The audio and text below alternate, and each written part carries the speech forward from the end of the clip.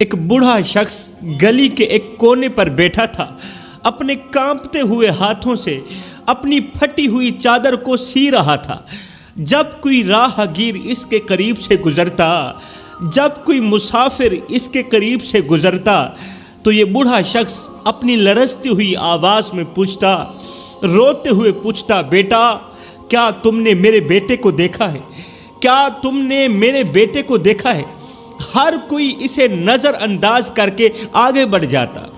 وہ بوڑھا وہیں بیٹھا اپنی کمزور آنکھوں سے ہر طرف دیکھتا رہتا اور ساتھ ہی کہتا رہتا، لوگو تم نے میرے بیٹے کو دیکھا ہے، تم نے میرے بیٹے کو دیکھا ہے۔ ایک دن ایک نوجوان اس بابا جی کے پاس آیا، قریب بیٹھ کر پوچھا، بابا آپ کا بیٹا کہاں ہے؟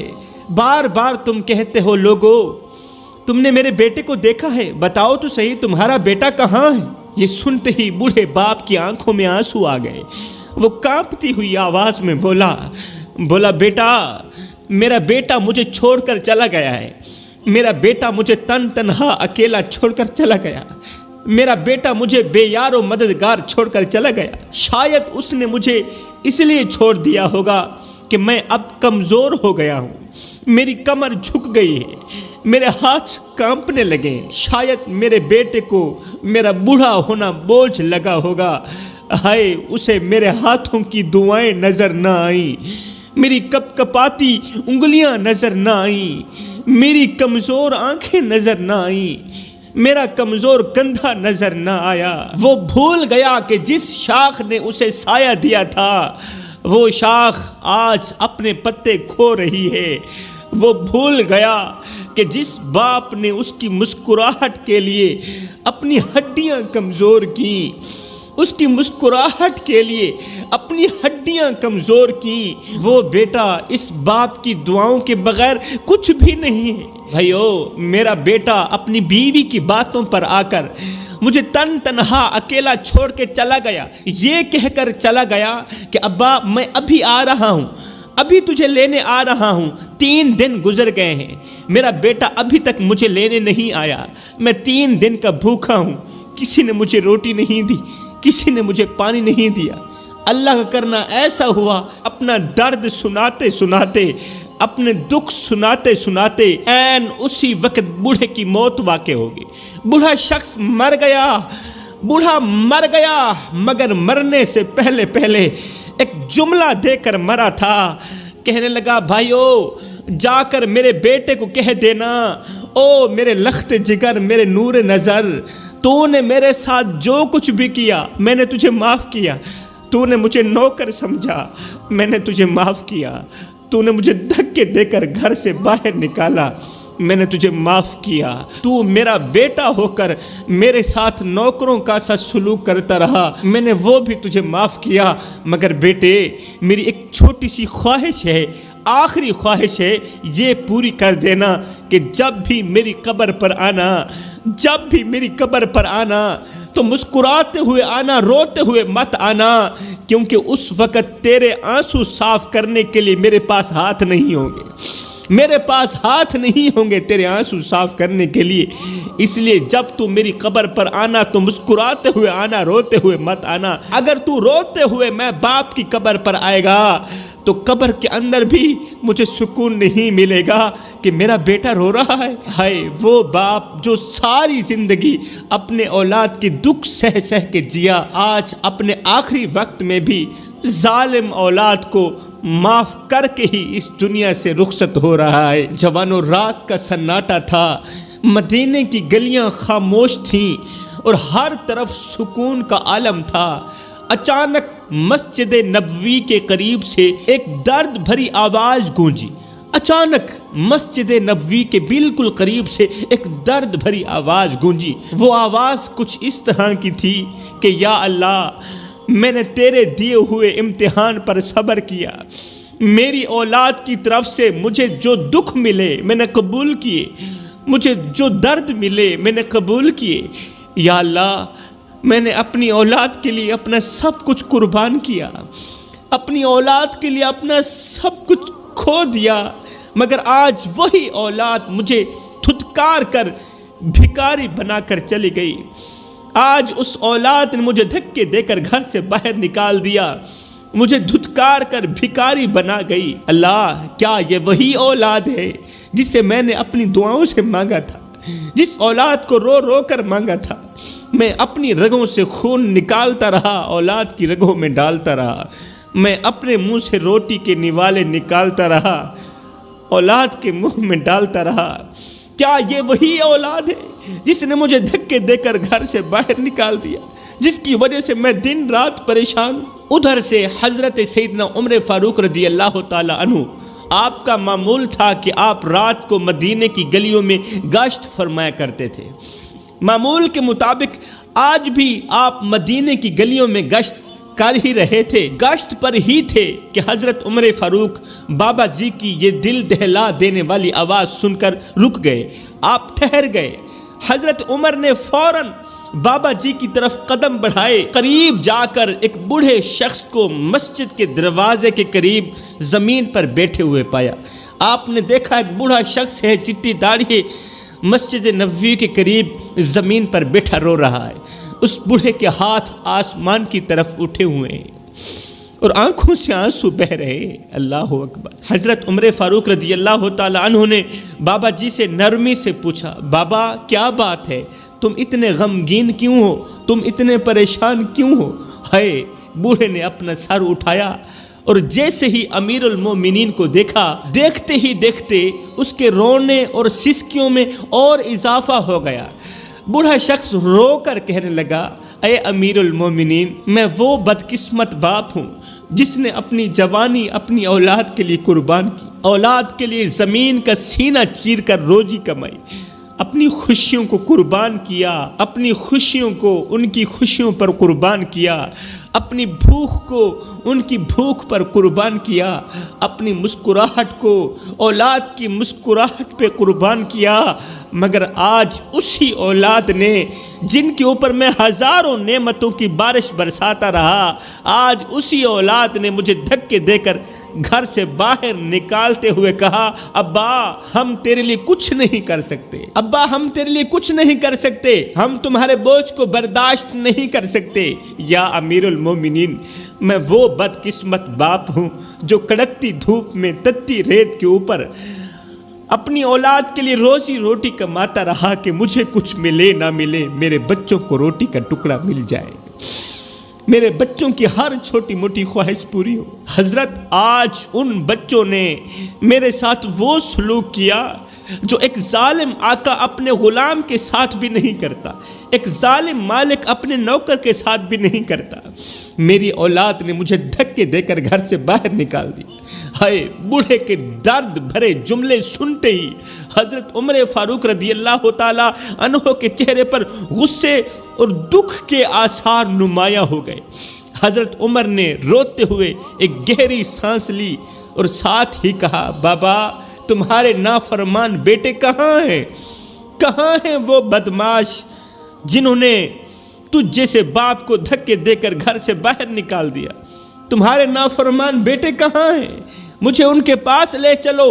آج اگر عمر زندہ ہے، آج اگر عمر سلامت ہے تو کسی باپ کے ساتھ نا انصافی نہیں ہوگی۔ بوڑھے نے کانپتے ہوئے ہاتھوں سے قریب ہی ایک گھر کی طرف اشارہ کیا۔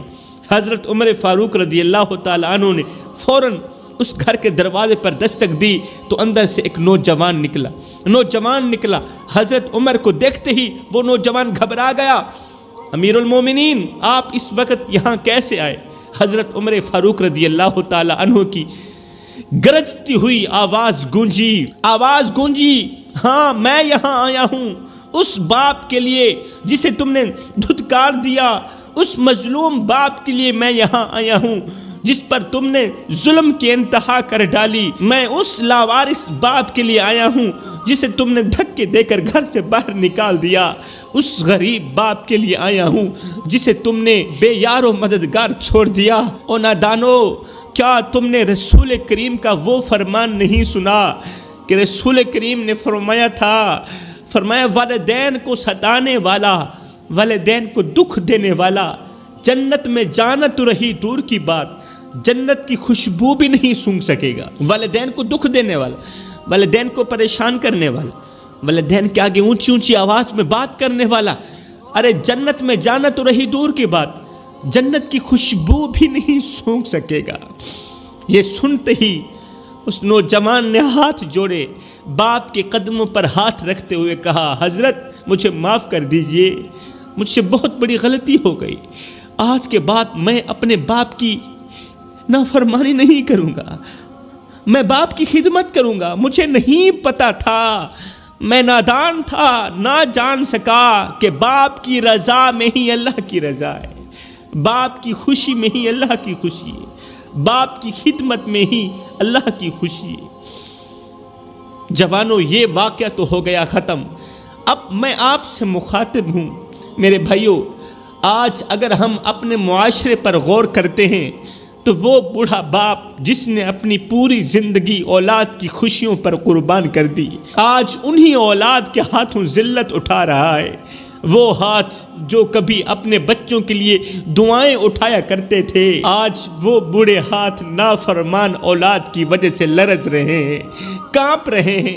وہ زبان جو کبھی اولاد کے حق میں دعا گو رہتی تھی، آج ہمیشہ کے لیے خاموش ہے۔ آج بوڑھے باپ کو گھر کے ایک کونے میں پھینک دیا گیا ہے جیسے وہ کوئی بے جان شے ہو۔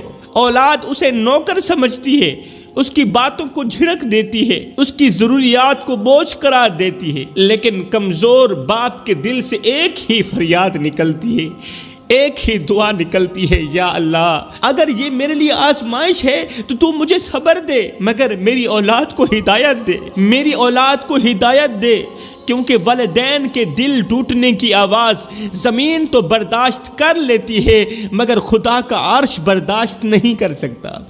زمین برداشت کر سکتی ہے، والدین کی بد دعا خدا کا عرش ہلا دیتی ہے۔ میرے بھائیوں، والدین کی دعا سے بچا کرو۔ ایک بوڑھا باپ اپنے بیٹے کے دروازے پر بیٹھا ہوا تھا، وہ ایک بار پھر سے اس امید کے ساتھ آیا تھا کہ شاید اب کی بار اس کا بیٹا اسے اپنا لے، اب کی بار اس کا بیٹا اپنے گھر کے اندر بلا لے۔ اس امید کے ساتھ بوڑھا باپ بیٹے کے دروازے پر آیا، باہر گیٹ پر بیٹھ کر بیٹے کو آوازیں دینے لگا، مگر اندر سے بیٹے کی سخت آواز آئی، ابا آپ کو کتنی بار سمجھایا ہے کہ میرے پاس آپ کے لیے جگہ نہیں ہے، دفع ہو جائیں، اپنی زندگی کہیں اور گزاریں، مہنگائی بہت زیادہ ہے، آج کل اپنے بچوں کو روٹی کھلانا مشکل بن گیا ہے، تیرے لیے روٹی کہاں سے لے کر آؤں گا؟ ابا میں تیرا بوجھ برداشت نہیں کر سکتا، یہاں سے چلے جائیے، تمہارے دوسرے بیٹے بھی زندہ ہیں، مر نہیں گئے، ایک میں نے تیرا ٹھیکہ نہیں اٹھا رکھا۔ ہائے، باپ نے روتے ہوئے کہا، بیٹا میں تجھ سے روٹی مانگنے نہیں آیا، میں تو تجھ سے ایک کونے کی جگہ مانگنے آیا ہوں، گھر کے ایک چھوٹے سے کونے کی جگہ مانگنے آیا ہوں جہاں 2-4 دن میں گزار سکوں۔ بیٹا کیا تم میرے لیے اتنا بھی نہیں کر سکتا؟ بیٹے میں کسی کے جوتے صاف کروں گا مجھے روٹی مل جائے گی، کسی کی گاڑی صاف کروں گا مجھے روٹی مل جائے گی۔ بیٹا روٹی تو مل جاتی ہے لیکن کیا کروں، رہنے کے لیے جگہ کوئی نہیں دیتا، روٹی تو دیتا ہے، خیرات تو دیتا ہے، لیکن رہنے کے لیے جگہ کوئی نہیں دیتا۔ خدارا میرے بیٹے گھر کے ایک چھوٹے سے کونے کے اندر مجھے رہنے کے لیے جگہ دے دو۔ اب اندر سے بیٹے نے تلخ لہجے میں جواب دیا، او بڈھے میں نے کہا نہیں یہاں سے دفع ہو جاؤ، تیرے رہنے کے لیے یہاں پر کوئی جگہ نہیں ہے، مجھے اور زیادہ پریشان مت کرو، اگر اور زیادہ پریشان کرو گے تو میں خودکشی کر کے مر جاؤں گا، میں تیری وجہ سے بہت زیادہ پریشان ہوں، یہاں سے دفع ہو جا۔ ہائے، بیٹے کی طرف سے انکار سنتے ہی بوڑھا باپ کانپنے لگا، واپسی کی طرف رخ کرتے ہوئے، واپسی کی طرف جاتے ہوئے لرزتی ہوئی آواز میں کہا، بیٹا یاد رکھنا والدین کا دل توڑنا زمین کا سب سے بڑا زلزلہ ہے، والدین کا دل توڑنا سب سے بڑا گناہ ہے۔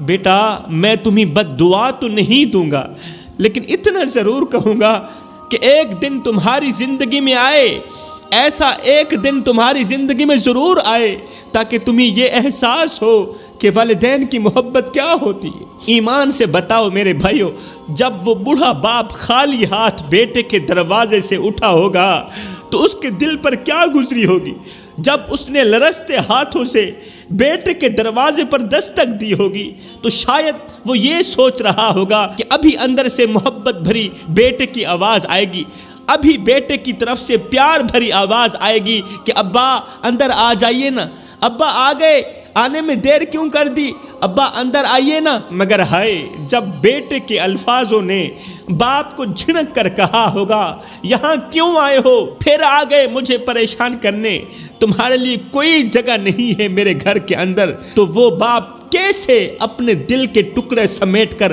خاموشی سے پلٹا ہوگا، کیسے وہ واپس گیا ہوگا۔ جب وہ گلی کے کونے پر اپنے قدم گھسیٹتا ہوا آگے بڑھا ہوگا تو شاید ان کے کانوں میں بیٹے کے الفاظ گونج رہے ہوں گے، باپ کے کانوں میں بیٹے کے الفاظ گونج رہے ہوں گے کہ ابا آپ میرے لیے بوجھ بن چکے ہیں، تیرے رہنے کے لیے میرے گھر میں کوئی جگہ نہیں ہے۔ یہ الفاظ باپ کے کانوں میں گونج رہے ہوں گے۔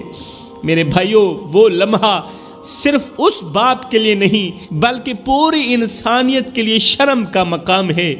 یاد رکھو، والدین کا دل توڑنے والا شخص زندگی میں کبھی سکون کی سانس نہیں لے سکتا۔ خدا کے واسطے میرے بھائیوں، اپنے والدین کو وہ مقام دو جو ان کا حق ہے، اور اپنے والدین کے آگے اونچی آواز میں بات مت کیا کرو، والدین کے آگے اونچی آواز میں بات مت کیا کرو۔